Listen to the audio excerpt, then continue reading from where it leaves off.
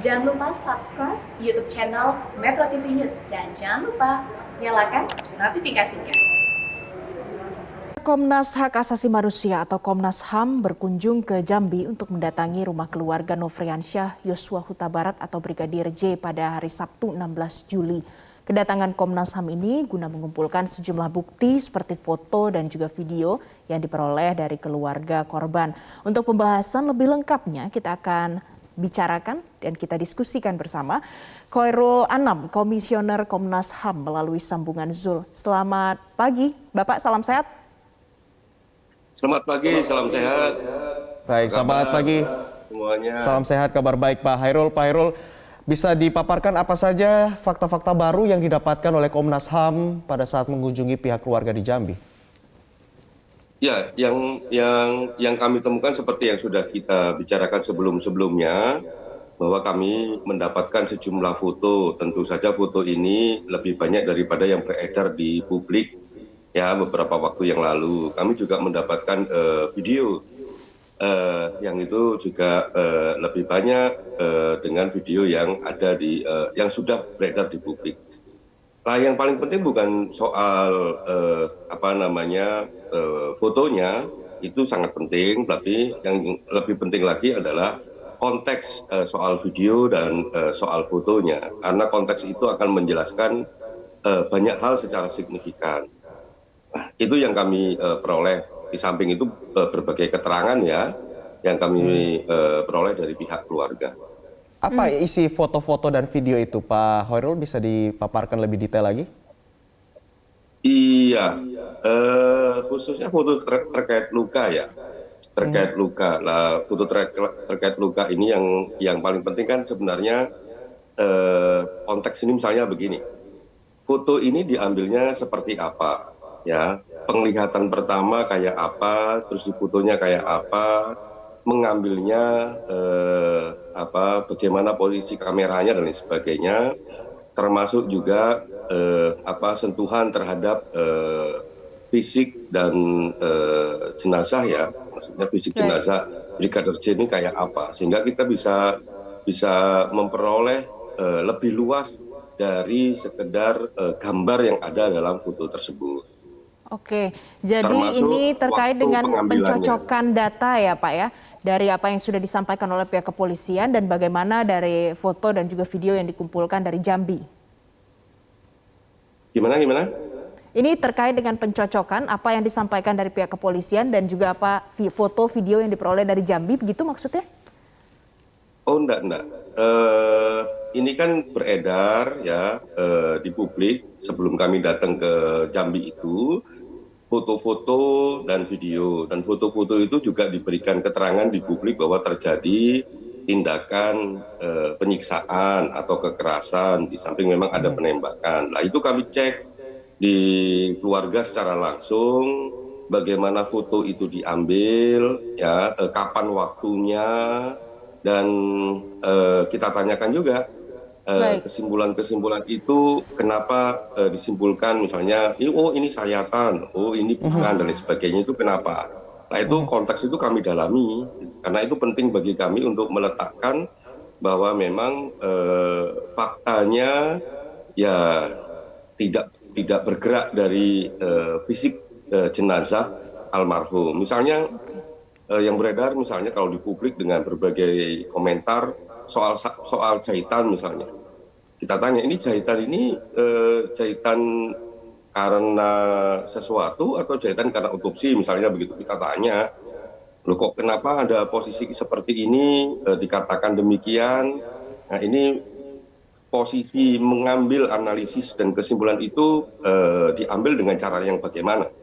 Nah, itu kami cross check gitu, karena memang Komnas HAM ini punya pengalaman yang cukup banyak terkait kondisi-kondisi yang dalam jenazah dan tubuh fisik itu. Nah, misalnya begini, beberapa kasus, bukan kasus ini ya, beberapa kasus yang pernah kami tangani, misalnya ketika keluarga ngomong, oh ini lebam, kayak dipukulin dan sebagainya, kita cek bagaimana melihatnya, pernah disentuh enggak, ini kapan diambil fotonya. Kalau misalnya soal kapan diambil fotonya, kalau foto diambil seketika, terus ada semacam lebam gitu ya di pertubuhan, itu memang bisa jadi memang lebam karena konsekuensi, atau bisa jadi itu bukan lebam tapi itu memar karena sebelum meninggal terjadi pemukulan benda tumpul misalnya. Gitu-gitu kami punya pengalaman.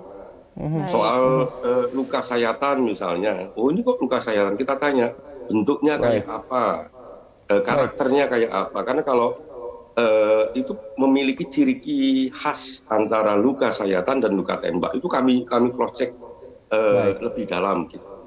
Baik, tapi Pak Hairul, kalau bisa dipaparkan dari hasil investigasi Anda ke pihak keluarga, adakah perbedaan apa yang disampaikan ke publik dengan apa yang disampaikan pihak keluarga? Ada temuan di sana seperti itu, Pak Hairul? Perbedaannya ada, ya. Misalnya dari segi jumlah foto pasti berbeda. Terus dari segi penjelasan yang disampaikan secara langsung oleh pihak keluarga lebih detail. Nah, apa substansinya ya pasti belum bisa kami utarakan di publik. Cuman memang dengan modalitas jumlah foto yang lebih banyak, penjelasan yang lebih mendalam, ya kami lebih dekat dengan fakta yang terjadi. Apalagi kami juga punya pengalaman menghadapi berbagai kasus sejenis gitu. Misalnya kayak tadi itu, kalau misalnya orang melihat ini tubuhnya kok kelihatan ada lebam.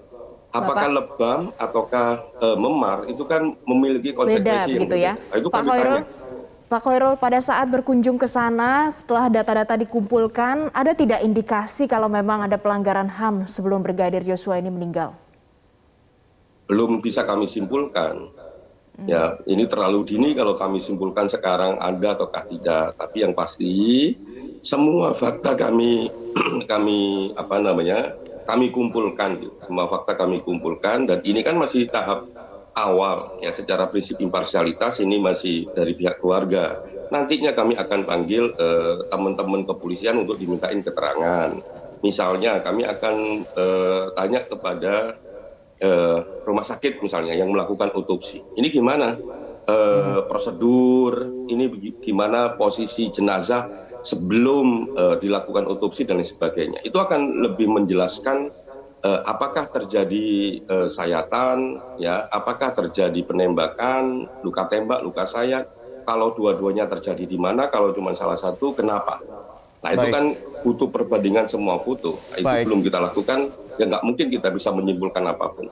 Baik, Pak Hairul, selanjutnya kasus ini nanti arahnya akan seperti apa dan akan bagaimana? Dan juga sejauh mana Komnas HAM ini dilibatkan dalam investigasi kasus ini? Yang pasti Komnas HAM bergerak dari fakta-fakta yang ada dan kami akan menguji fakta. Terus apakah kami dilibatkan ataukah tidak oleh teman-teman kepolisian? Yang pasti kami punya kewenangan sendiri untuk terlibat dalam penanganan kasus ini. Nah, alhamdulillah kemarin ya dengan tim sus, ya dengan juga statement dan komitmen dari Pak Kapolri, ya kami memang akan diberikan akses seluas-luasnya. Nah, akses dan seluas-luasnya ini penting. Yang kedua, kami juga bisa berkoordinasi dengan intensif untuk memfollow up berbagai temuan, dan ini juga penting. Nah, dengan model kayak begitu, kami yakin kita bisa bekerja dengan maksimal dan dengan prinsip-prinsip yang akuntabel dan transparan.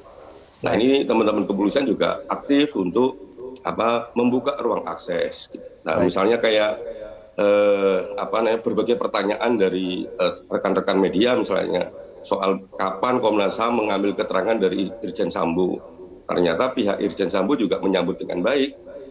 Kalau mau dimintain keterangan pasti akan datang, akan kooperatif. Itu kan sesuatu yang menunjukkan komitmen yang baik. Nah, kapan rencananya Pak Hairul? Gimana? Kapan rencananya untuk ke pihak dari Pak Sambo?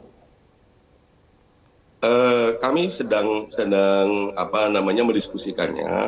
Apakah rumah sakit Ramat Jati dulu yang melakukan otopsi, apakah Irjen Sambo ataukah cyber, karena ini kan juga ada beberapa hal yang terkait divisi cyber, ataukah juga kami datang ke TKP duluan. Nah, ini sedang kami diskusikan. Ya. Nah, basisnya adalah apa yang sudah kita peroleh dari Jambi. Karena yang diperoleh dari Jambi sangat signifikan dan itu bisa menjadi langkah yang utama gitu ya untuk membuka tabir dan menjadikan peristiwa ini terang benderang. Baik, ya kita harapkan ada titik terang dari hasil investigasi kasus ini. Terima kasih Pak Hoirul Anam, Komisioner Komnas HAM sudah bergabung bersama kami. Salam sehat selalu, selamat kembali beraktivitas. Terima kasih Pak Hoirul.